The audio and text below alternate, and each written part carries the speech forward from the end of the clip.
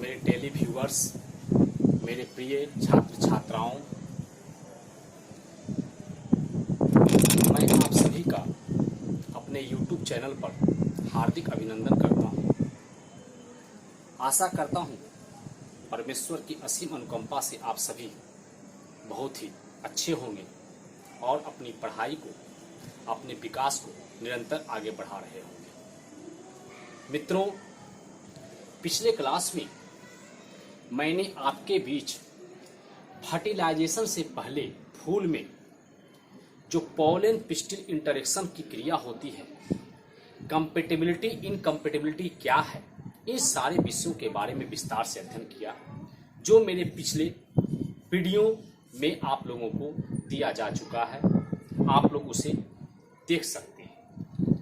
अब मैं अपने क्लास को कंटिन्यू आगे कर रहा हूं।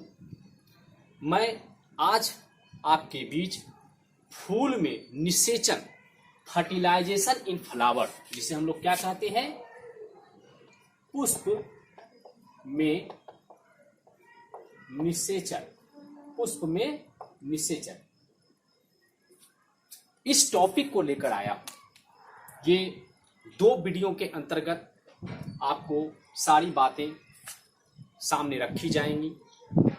आज मेरा इसका फर्स्ट वीडियो आपको दिया जा रहा है, फर्स्ट पार्ट इसका दिया जा रहा है। तो आपका ऐसा होगा, लेकिन पार्ट जो है यह फर्स्ट पार्ट है किसका, निषेचन का, फूल में निषेचन की क्रिया का। तो मैंने यहां लिखा है पॉलिनेशन, जिसको हम लोग क्या कहते हैं, परागण। पॉलिनेशन मतलब आप परिभाषा जानते हैं, आपको पहले बतला चुके हैं, इसलिए हर चीज को हम हर बार क्लियर नहीं कर सकते हैं, क्योंकि वीडियो ऑलरेडी बड़ा हो जाता है। और जब बड़े वीडियो हो जाते हैं तो मेरे प्रिय छात्र छात्राएं, मेरे मित्र उसको स्किप करके देखते हैं, जिससे उनको प्रॉपर जानकारी नहीं मिलती है और बाद में वो कमेंट सेक्शन में या पर्सनली फोन कर, व्हाट्सएप पर मैसेज करके हमसे सवाल करते हैं।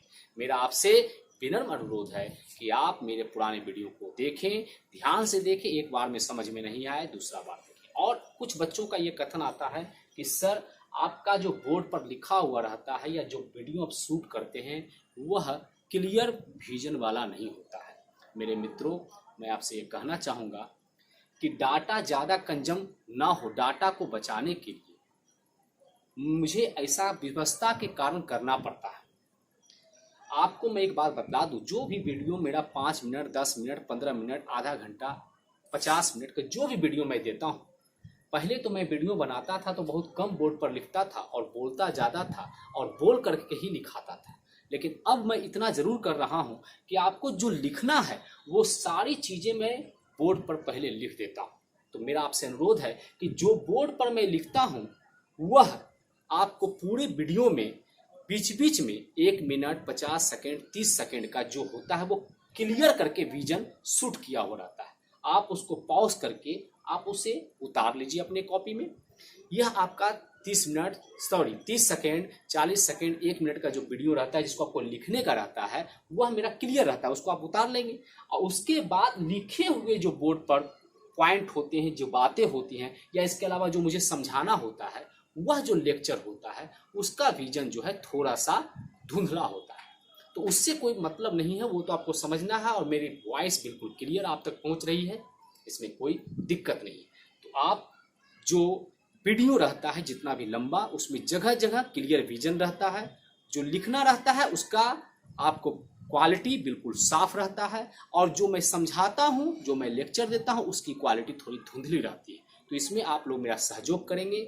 इसका मतलब यह नहीं है कि वीडियो की गुणवत्ता ही खत्म हो गई। वीडियो में जो आपको कंटेंट दिए जा रहे हैं वह कंटेंट आपको बेसलेस हो गए, वो आपके लिए मूल्यवान नहीं है। बिल्कुल मूल्यवान है और बहुत ज़्यादा मूल्यवान है। इसलिए मेरे वीडियो को आप लोग देखें, शेयर करें अपने मित्रों के बीच में, और इसे सब्सक्राइब करें, लाइक करें, कमेंट करें, और हमें पूरा सहयोग, पूरा प्यार अपना प्रदान करें।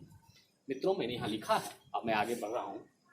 पॉलिनेशन, पॉलन कंपेटिबिलिटी एवं पॉलन पिस्टिल इंटरेक्शन, ये तीनों चीज मैं पढ़ा चुका हूँ आपको। सबका अलग अलग जो है टॉपिक था। इंटरेक्शन के सभी शर्तों को पूरा करते हुए, इसकी क्या शर्त है, ये सारे कौन कौन से, उसमें जो है केमिकल जो होता है, क्या कहता है, डेवलप, वो काम करता है, ये सब आपको मैंने बताया कि इस प्रकार से जो है पोलन ग्रेन जब स्टिग्मा पर पहुंचता है तो उससे जो पोलन ट्यूब का विकास होता है। ये सारी चीजें जो शर्तें हैं मैं आपको पूरा डिस्क्राइब कर चुका हूँ। सभी शर्तों को पूरा करते हुए स्टिग्मा पर पहुंचा परागकण जब lipids, sugar, resin, hydrolytic enzyme का मतलब होता है जल अपघटनीय विकर को अवशोषित करके फूलता है, पहले स्वेल कर जाता है, पहले फूल जाता है और अंकुरित होता है। यानी जब आपको पोलन ग्रेन स्टिग्मा पर पहुंचता है और इन ऊपर में लिखे हुए पॉलिनेशन, पोलन कंपेटिबिलिटी और पोलन पिस्टिल इंटरेक्शन के सारी शर्तों को पूरा कर देता है, तो स्टिग्मा पर पहुंचने के बाद हमारा जो पोलन ग्रेन है, फूल का जो परागकण है, वह क्या हो जाता है, फूल करके अंकुरित हो जाता है। कई परागकण ऐसे होते हैं, कई पोलन ग्रेन ऐसे होते हैं कि एक पोलन ग्रेन से एक ही पोलन ट्यूब अर्थात पराग नली का विकास होता है। लेकिन कई परागकण ऐसे भी होते हैं जिनमें से आपको एक ही पोलन ग्रेन से अनेक पोलन ट्यूब का विकास हो जाता है। अगर एक परागकण से एक पराग नली बनता है, पोलन ट्यूब बनता है, तो उसको मोनोसिफोनस कहते हैं। और अगर एक परागकण से कई पोलन ट्यूब का डेवलपमेंट हो जाता है, विकास हो जाता है, ग्रोथ हो जाता है, तो उसको पॉलीसिफोनस कहते हैं। जिसमें आपको एग्जाम्पल यहाँ पर कुछ लिखा हुआ है, एल्थियोरोजिया कुकुरबिटेसी फैमिली। अब मैंने अगला पॉइंट दिया है, परागकण से पराग नली का विकास होता है। ठीक है, ये तो हम जानते हैं, लेकिन इसका सबसे पहले खोजने का श्रेय किसको दिया जाता है? मैंने आपको पहले भी वीडियो में बतलाया था, एमईसी साहब को दिया जाता है। उन्होंने पोर्चुलेका ओलिडेसिया में 1824 में इसको खोज किया था, इसका पता लगाया था। अगला पॉइंट दिए हैं, पराग नली जो सेलुलोज एवं पेक्टिन, जब सेलुलोज और पेक्टिन दोनों मिल जाता है तो उसे मित्रों क्या कहते हैं, पेक्टोसेलुलोज। पराग नली जो सेलुलोज एवं पेक्टिन, पेक्टोसेलुलोज की बनी होती है, यह एग्जाइन रहित होती है, क्योंकि पोलन ग्रेन में दो आवरण होते हैं, एक बाहर का एग्जाइन और अंदर का इंटाइन। तो जब पोलन ट्यूब बनता है ना, तो उसमें एग्जाइन नहीं रहता है, उसमें बाह्य चोल नहीं रहता है, यह एग्जाइन रहित होता है।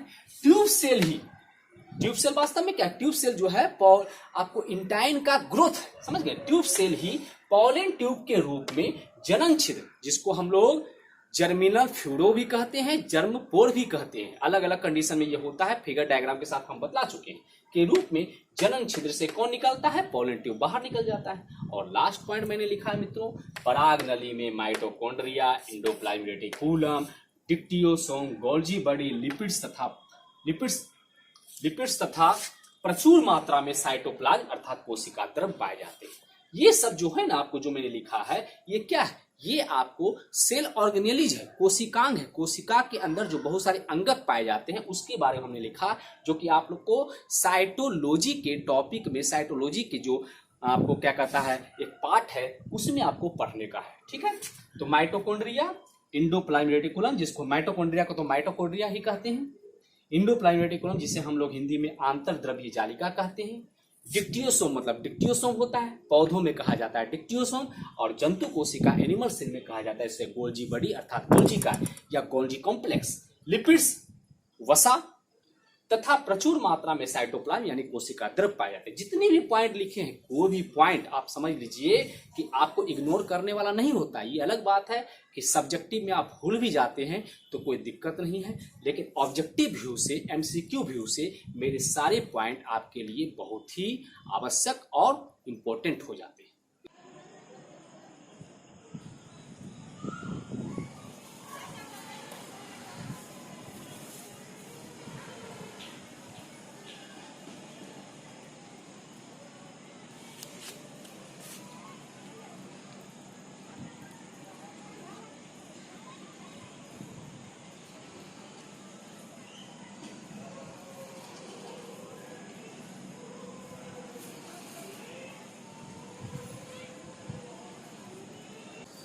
दोस्तों, अब हम लोग आगे बढ़ते हैं। मैंने लिखा है अगले नेक्स्ट पॉइंट में, पैक्टिनेज एवं अन्य हाइड्रोलाइटिक एंजाइम की मदद से पराग नली स्टाइल में रास्ता बनाते हुए आगे बढ़ती है। मैंने आपको बतलाया था इसके पहले के पोलन पिस्टिन इंटरेक्शन में कि एक पैक्टिनेज एंजाइम होता है। बहुत सारे जो स्टाइल होते हैं, स्टिग्मा के नीचे क्या रहता है, स्टिग्मा सबसे नीचे ओवरी, और बीच में क्या होता है, नली की जैसी रचना, जिसको हम लोग स्टाइल कहते हैं।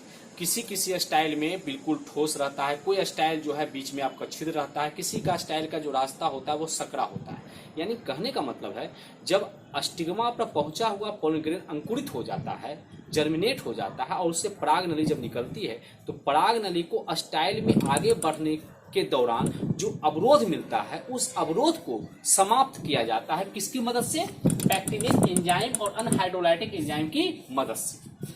तो रास्ता बनाते हुए स्टाइल में आगे बढ़ता चला जाता है। कैल्शियम बोरोन आइनोसाइटोल शुगर कॉम्प्लेक्स की बढ़ती सांद्रता पराग नली के रास्ते का निर्धारण करती है। अब ये सारी क्या भूमिका निभाती हैं, आपको पिछले वीडियो में बतला दिया गया है, ठीक है, उसमें आप देख लेंगे। पराग नली के अग्रभाग में साइटोप्लाज्म सीमित रहता है, जिसमें सेलुलोज प्लग मदद करता है। ये सेलुलोज प्लग क्या होता है ना, आपको मैं जब डायग्राम बनाऊंगा पोलन ग्रेन का, जर्मिनेट पॉलीग्रेन का, तो उसमें आप देखिएगा जर्मिनेट पॉलीग्रेन में आपको क्या नजर आएगा, जगह जगह सेलुलोज प्लग नजर आएगा, जो क्या करता है, साइटोप्लाज्म को एक जगह इकट्ठा करके रखता है, सीमित रखता है, ताकि वो जहां तहां बिखर नहीं जाए। तो वो क्या कहलाता है, सेलुलोज प्लग कहलाता है। कैमोट्रोपिक, कैमोट्रोपिक मतलब रसायन के वजह से जो आकर्षण बनता है, रसायन के वजह से जो अपनी तरफ वो जो है पोलन ग्रेन को, अपनी पोलन ट्यूब को अपनी तरफ खींचती है, तो कैमोट्रोपिक। हाइड्रोट्रोपिक यानी जल की वजह से, तथा मैकेनिकल इफेक्ट के वजह यानी यांत्रिक प्रभाव की वजह से पराग नली की वृद्धि आगे होती है, पराग नली आगे बढ़ता है, और उसका डायरेक्शन क्या होता है, सिंगल, एक डायरेक्शन में, एक दिशा में वो आगे बढ़ता चला जाता है। इसके अगला पॉइंट में मैंने दिया है, शुरुआत में पराग नली में एक ट्यूब न्यूक्लियस और एक जनरेटिव न्यूक्लियस। ट्यूब न्यूक्लियस का मतलब हो गया नलिका केंद्रक, और जनरेटिव सेल का मतलब हो गया जनन कोशिका। शुरुआत में पराग नली में एक ट्यूब न्यूक्लियस और एक जनरेटिव सेल होते हैं।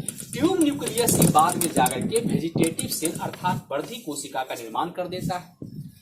लास्ट पॉइंट दिए हैं, अंततः जब पराग नली, जब पोलन ट्यूब ओव्यूल के पास पहुंच जाता है, अब उसे क्या करना होता है, उसे ओव्यूल में प्रवेश करना होता है। पहले वो ओव्यूल में प्रवेश करेगा, फिर ओव्यूल के अंदर जो फीमेल गैमेटोफाइट, जिसको हम लोग एम्ब्रियो सैक के नाम से जानते हैं, उसमें उसको प्रवेश करना पड़ेगा। यानी अंततोगत्वा पोलन ट्यूब को एम्ब्रियो सैक में प्रवेश करना होगा, क्योंकि जब तक वो एम्ब्रियो सैक में प्रवेश नहीं करेगा, तब तक वो मेल गैमेट को फीमेल ऑर्गन तक, फीमेल पार्ट तक, फीमेल गैमेट के फ्यूजन के लिए वहां तक पहुंचा नहीं पाएगा।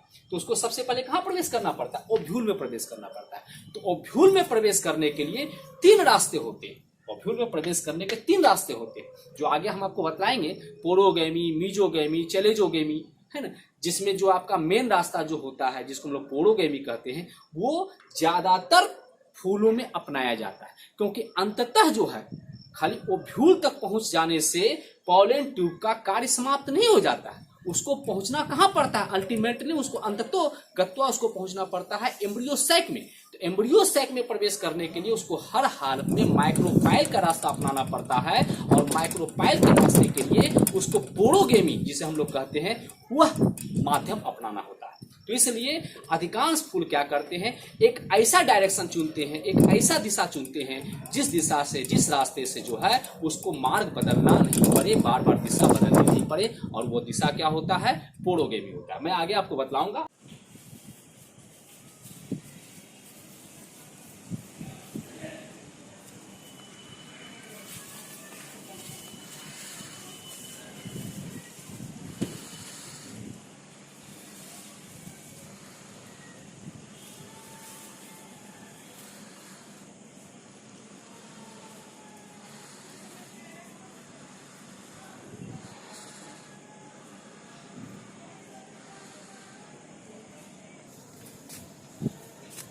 मेरे प्यारे मित्रों, मैंने बतलाया था कि ओव्यूल में पोलन ट्यूब का जो प्रवेश होता है, वह प्रवेश करने